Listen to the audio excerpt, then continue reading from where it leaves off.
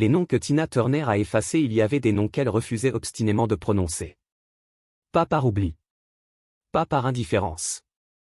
Mais parce que leur simple sonorité avait le pouvoir de réveiller des douleurs profondes, façonnées par les trahisons et les blessures invisibles. Même au crépuscule de sa vie, alors que les projecteurs s'étaient fait plus doux et que la frénésie médiatique lui laissait un peu de répit, Tina Turner conservait en elle une liste silencieuse. Une liste qui ne figurait sur aucun papier, qui n'était inscrite nulle part, sinon dans sa mémoire et dans son cœur.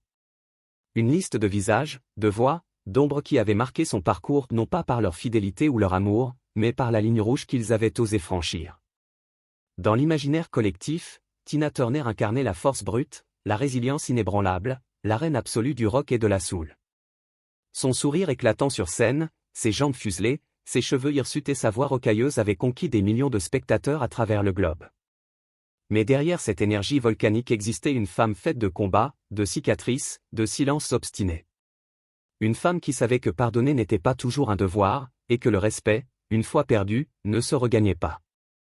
Ce que peu de gens savent, c'est que tout au long de sa carrière, Tina a coupé net avec certaines personnes, des collègues musiciens, des idoles, des amis de longue date. Sinon, 6 histoires différentes. Des histoires où la passion artistique côtoie l'orgueil, où le respect mutuel se brise sur un mot de trop, un geste déplacé, un projet trahi. Rien de spectaculaire pour les tabloïds, pas de bagarre publique filmée par les paparazzi, mais des fractures réelles, chargées d'émotions. Et pour comprendre pourquoi ces noms ont été effacés de son univers, il faut revenir aux origines. Avant les stades pleins à craquer, avant les disques vendus à des millions d'exemplaires, avant même que le nom Tina Turner ne devienne une marque mondiale, il y avait une adolescente nommée Anna Mae Bullock. Elle vivait dans le petit village rural de Nutbush, Tennessee, loin des paillettes et des flashs.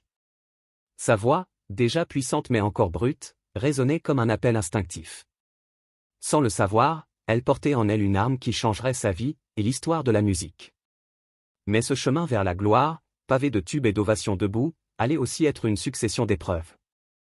Dans les coulisses, entre les rires forcés et les répétitions interminables, des blessures allaient s'ouvrir. Et certaines ne cicatriseraient jamais. Tina Turner, en apparence indestructible, portait en réalité un code de conduite aussi simple qu'inflexible. Trahis-moi une fois, et il n'y aura pas de deuxième chance. C'est ce code forgé dans le feu de son passé qui explique pourquoi certains noms, pourtant célèbres et respectés, ont été rayés de sa vie. Dans ce récit, nous allons explorer ces 6 histoires. 6 relations brisées. Et vous verrez que derrière chacune d'elles, il y a un mélange de talent, d'ego, de douleur et de résistance.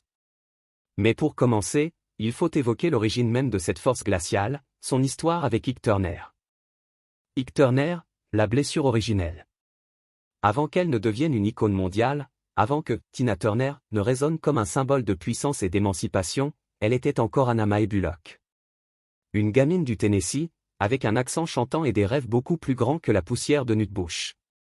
Dans ce coin rural, la vie n'offrait pas grand-chose, du travail au champ, quelques commerces, et l'église, où tout le monde se retrouvait le dimanche. Mais déjà, dans sa voix, il y avait autre chose. Quelque chose d'insoumis, de brut, qui ne rentrait pas dans les cases. En 1957, le destin prit forme dans un club de Saint-Louis, le Manhattan Club, un lieu où la sueur des musiciens se mêlait à la fumée des cigarettes. Ce soir-là, Ike Turner, déjà reconnu comme un chef d'orchestre talentueux et un découvreur de talent, menait son groupe, les Kings of Rhythm, avec une assurance naturelle. Tina, alors adolescente, n'était qu'une silhouette dans la foule. Mais lorsqu'un micro se libéra, elle osa, presque par jeu, chanter quelques mesures d'un blues. Une poignée de secondes qui suffirent pour capter toute l'attention d'Ike. Il l'invita à rejoindre son groupe. Rapidement, Anna Mae devint Tina Turner, un nom qu'Ike prit le soin de déposer légalement, comme une propriété, un avertissement silencieux, si elle partait, il pourrait la remplacer. Ce geste en disait déjà long sur sa vision du contrôle. Au début, tout ressemblait à un rêve, enregistrement, tournée, apparition télévisée. Leur single de 1960, A Fool in Love, se classa rapidement dans les charts. Les spectacles s'enchaînaient à un rythme infernal, plus de 250 soirées par an, et les spectateurs sortaient ébahis par cette boule d'énergie explosive qui transformait chaque concert en tempête. Mais derrière la scène, loin des lumières, Ike Turner tissait une toile plus sombre. La collaboration artistique se mua bientôt en relation personnelle. Ils se marièrent en 1962, au Mexique, un mariage dont Tina dira plus tard qu'il ne symbolisait en rien l'amour, mais le pouvoir. Pas de robe blanche, pas de vœux tendres, pas de lune de miel féerique. Au lieu de ça, une cérémonie précipitée et une nuit humiliante passée, dans un bordel. Une expérience dont Tina ne parlera que bien plus tard dans son autobiographie. Une fois mariée, elle devint prisonnière d'un système dont il contrôlait chaque élément, son argent, ses chorégraphies, ses horaires, jusqu'à ses costumes de scène. Et lorsque ses démons personnels prenaient le dessus, cocaïne, paranoïa, jalousie maladive, il devenait violent. Les coups ne se limitaient pas à la main, cintre de métal, chaussures, objets divers, parfois même du café bouillant jeté au visage. Entre deux représentations, il la violait, puis l'amenait sur scène comme si rien ne s'était passé. Il la traitait de « rien du tout », répétant que personne ne voudrait jamais d'elle sans lui. Et, peu à peu, elle finissait par le croire. Sur scène, elle brillait. En coulisses, elle survivait. Chaque chorégraphie millimétrée cachait des bleus soigneusement maquillés, des côtes cassées sous un sourire féroce. Ce n'était pas de la force, dira plus tard son assistante Rhonda Graham. C'était du traumatisme déguisé en paillettes. En 1968, après une période particulièrement violente et une tournée exténuante, Tina tenta de se suicider. Elle avala une quantité massive de somnifères. Elle survécut de justesse.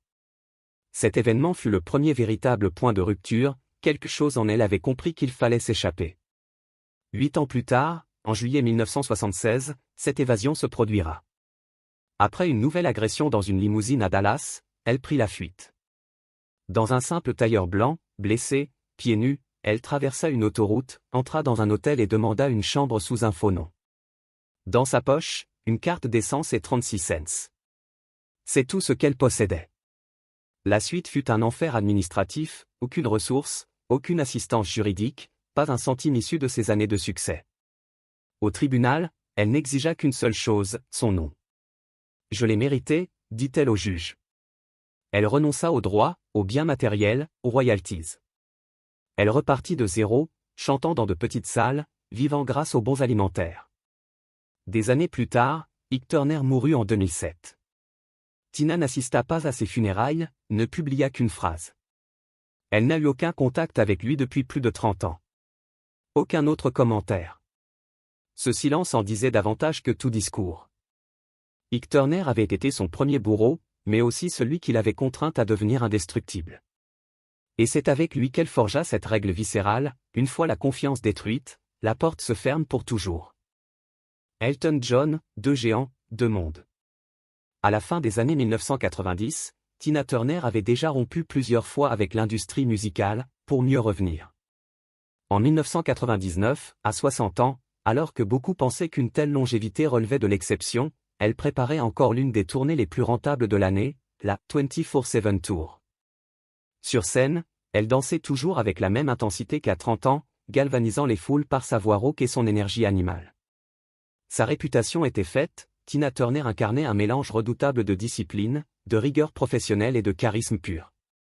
De son côté, Elton John vivait également une phase faste de sa carrière.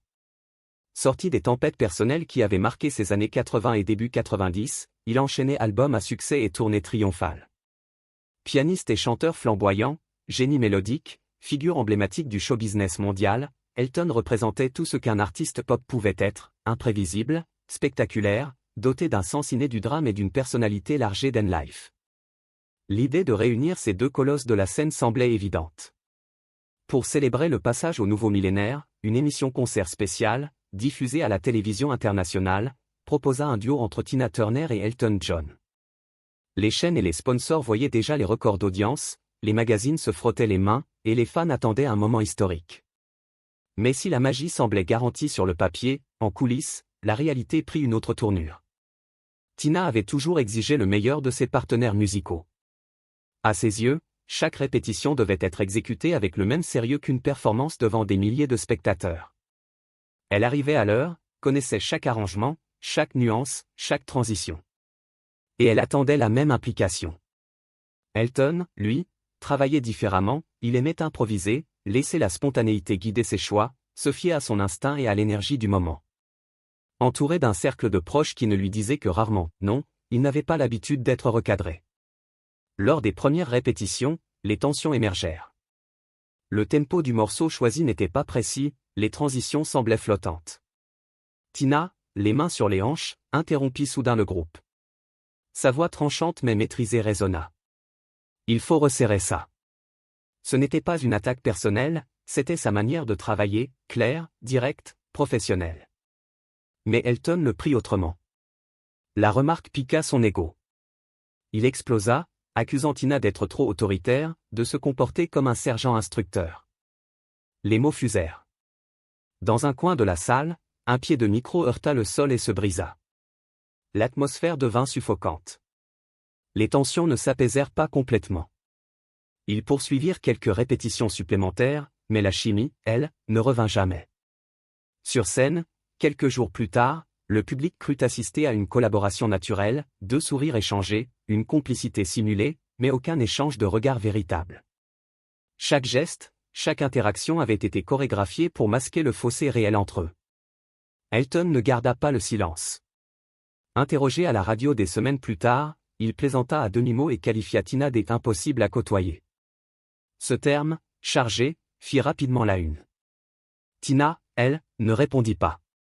Pas d'interview incendiaire, pas de pique en retour. Comme toujours, son silence était plus éloquent que n'importe quelle tirade. Ceux qui la connaissaient savaient, ce chapitre était clos. Définitivement. En privé, elle concéda à des amis proches qu'Elton John restait à ses yeux un musicien brillant, mais qu'il laissait parfois son ego entraver sa grandeur. Pour Tina, l'art n'était pas une question de costume clinquant ou de coups d'éclat capricieux. L'art, c'était la concentration, la constance et le respect mutuel. Et cet équilibre, Elton n'avait pas su le trouver avec elle. Elle ne travailla plus jamais avec lui. Pas par vengeance, mais par fidélité à sa règle d'or. Le respect est la condition, pas la récompense. Madonna, l'inspiration sans le respect.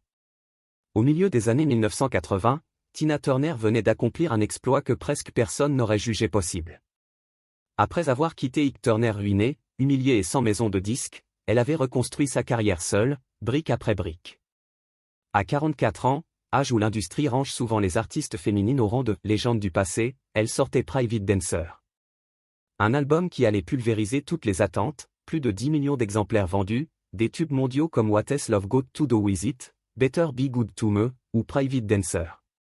Ce n'était pas juste un retour, c'était une réécriture radicale de son histoire.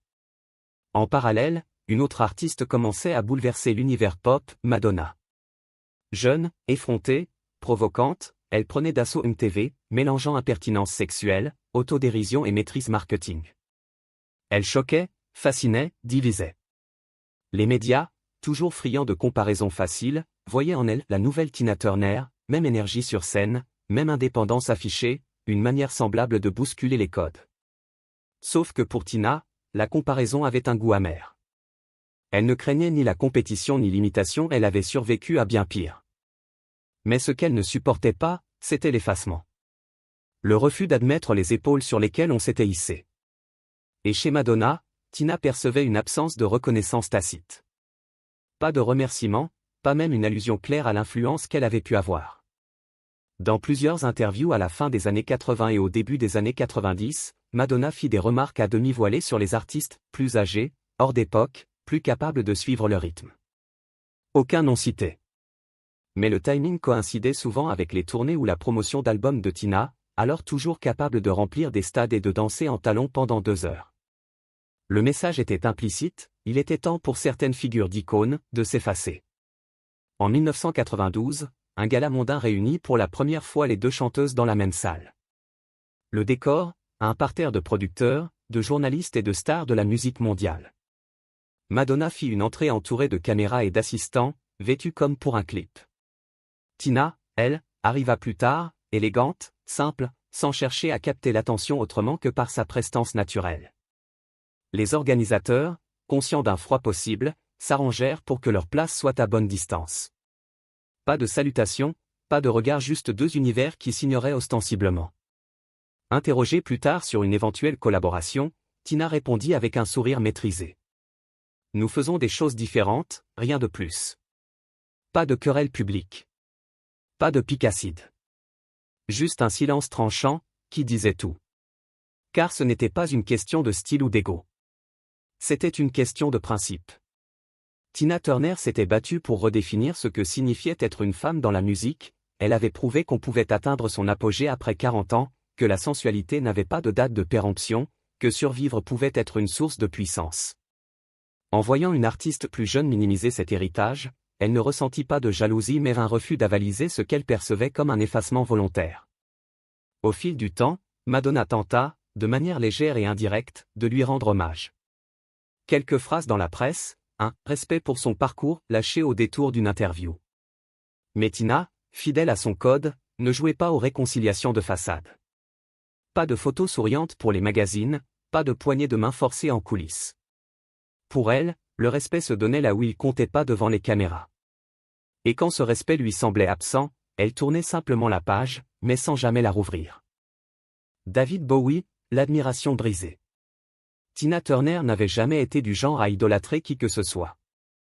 Après tout ce qu'elle avait traversé, les années d'adoration publique mêlées aux humiliations personnelles, les nuits à chanter avec des côtes fracturées, les sourires forcés après des coups, elle savait qu'aucune image n'était à l'abri des fissures. Mais dans les années 80, il y avait bien un artiste qu'elle observait avec un mélange d'admiration et de curiosité, David Bowie. Pour Tina, il incarnait la liberté absolue, l'homme caméléon, capable de se réinventer sans jamais s'excuser, de briser les codes, de survivre aux critiques, et de revenir plus fort à chaque étape.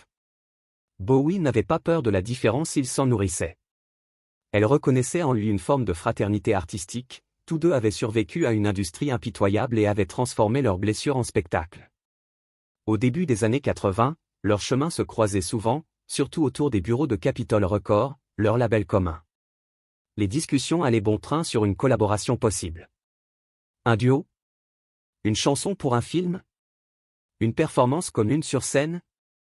Les managers adoraient l'idée, la presse flairait déjà l'événement, et Bowie ne manquait pas une occasion de complimenter Tina lors d'interviews, la décrivant comme l'une des voix les plus captivantes du rock. Tina, de son côté, y voyait une opportunité artistique excitante et une occasion de travailler avec quelqu'un qu'elle respectait profondément. Elle pensait que Bowie comprenait ce qu'elle avait enduré, que comme elle, il savait ce que signifiait survivre dans un milieu où le succès ne protège pas des coups, parfois même, il les attire. Et puis 1983. Lors d'une soirée privée de l'industrie à Londres, organisée par un haut responsable de maison de disques, Tina et Bowie se retrouvèrent dans la même pièce. L'ambiance était détendue, les conversations animées, les verres se vidaient rapidement. Bowie, déjà bien entamé par l'alcool, captivait un petit cercle d'admirateurs. C'est alors que la discussion glissa sur le prix du succès et les épreuves de carrière. Et Bowie fit une blague. Une blague anodine pour certains, cruelle pour d'autres. Il évoqua le passé de Tina avec Ike Turner, un sujet qui représentait pour elle sa blessure la plus intime, et lança, en riant. Eh bien, ça forge le caractère, non? Tina était à quelques mètres. Elle n'explosa pas. Elle ne cria pas. Elle afficha ce sourire poli et figé qu'elle maîtrisait à la perfection, un masque qui cachait bien plus qu'il ne révélait. Puis, sans un mot, elle quitta la pièce. Pour elle, tout s'était joué en quelques secondes. En réduisant son traumatisme à une simple punchline d'ivrogne, Bowie venait de franchir une ligne dont on ne revient pas. La confiance s'évapora instantanément. Dès le lendemain, elle cessa de répondre à ses appels. Tous les projets évoqués furent enterrés. Un producteur essaya un jour de relancer l'idée d'une collaboration, la réponse fut nette. Ce n'est pas prévu. Ne me reposez jamais la question. Les années passèrent, et jamais Tina ne parla de cet épisode publiquement. Elle ne chercha pas à salir sa réputation, elle ne se vengea pas dans la presse. Mais autour d'elle, ses proches comprirent vite que Bowie avait été rayé de la carte. Car pour Tina, il ne s'agissait pas seulement d'une remarque déplacée. C'était une trahison venant de quelqu'un qu'elle croyait capable de comprendre. Une preuve que même les artistes qu'on admire peuvent réduire votre douleur à un trait d'humour de quelques secondes. Aretha Franklin, la sororité qui n'a jamais existé. Dans l'univers de la soul et du rock, rares sont les figures qui atteignent un tel statut quasi monarchique. D'un côté, Tina Turner, la reine du rock'n'roll, énergie brute, mélange incandescent de puissance vocale et de performance physique, une star connue pour électriser des stades entiers.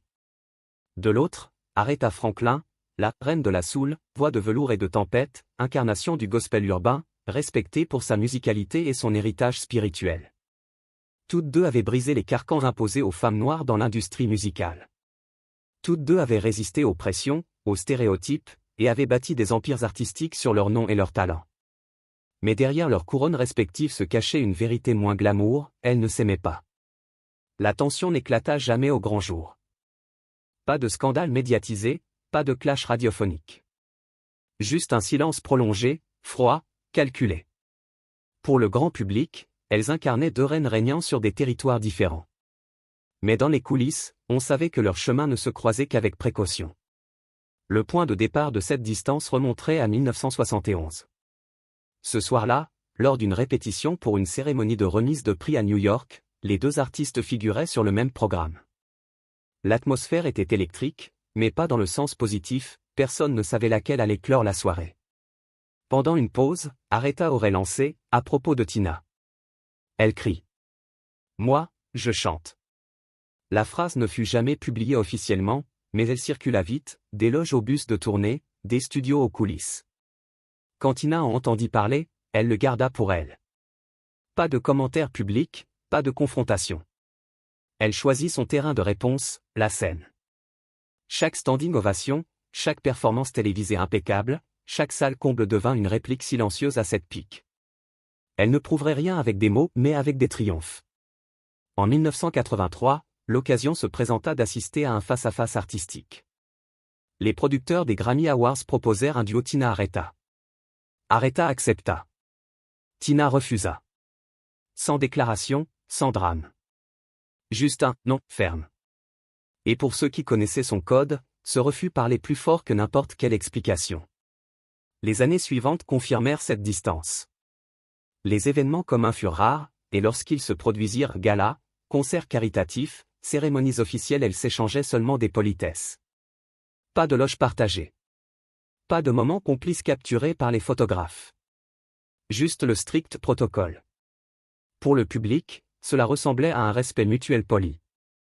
Mais pour l'entourage de Tina, c'était clair, Aretha n'était pas une amie, et ne le serait jamais. Oui, il y avait de l'admiration pour son talent. Oui, il y avait le respect de son impact culturel. Mais aucune chaleur. Tina n'avait pas besoin de forcer de fausses alliances. Quand Aretha Franklin s'éteignit en 2018, l'hommage de Tina fut bref et mesuré.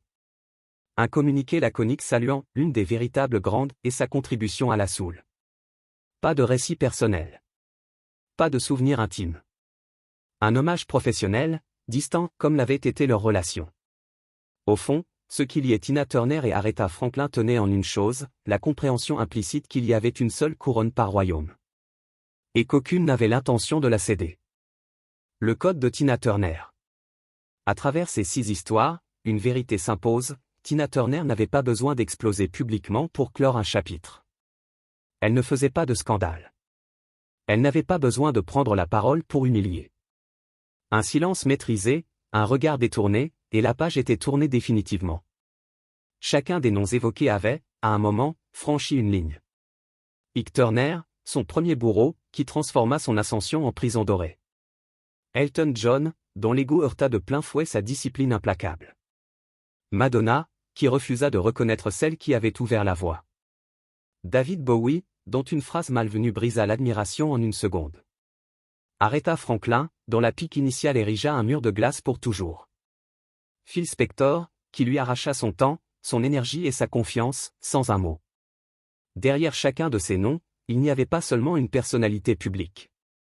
Il y avait l'incarnation d'un principe, pour Tina Turner, le respect n'était ni une faveur ni un jeu. C'était la base. Et une fois qu'il était brisé, il ne se reconstruisait pas. Cette philosophie, Tina l'a appliquée jusqu'à la fin de sa vie. Elle n'a jamais eu besoin de crier ses rancunes sur les toits ou de réclamer vengeance. Elle avançait. Toujours. Et c'est cela, la clé de sa force, comprendre que la survie n'est pas seulement une question de battre ses adversaires, mais de savoir quand il est temps de fermer une porte et de ne plus jamais la rouvrir. Tina Turner restera pour beaucoup une légende pour sa voix, sa présence scénique, ses triomphes. Mais pour ceux qui connaissent son histoire en profondeur, elle demeure aussi un modèle de dignité, de limites claires, et de résilience silencieuse. Et maintenant, c'est à vous. Laquelle de ces histoires vous a le plus surpris? Celle avec Ike? Elton? Madonna? Ou peut-être cette anecdote glaciale avec Bowie? Dites-le nous dans les commentaires, on lit absolument tout. Pensez à liker si vous avez apprécié ce récit. Abonnez-vous et activez la cloche pour ne rien rater, d'autres histoires sur les légendes de la musique arrivent très bientôt. Partagez cette vidéo à un ami qui aime les coulisses de la musique autant que vous. À très vite pour un prochain épisode, et comme dirait Tina. Keep on rollin', toujours aller de l'avant.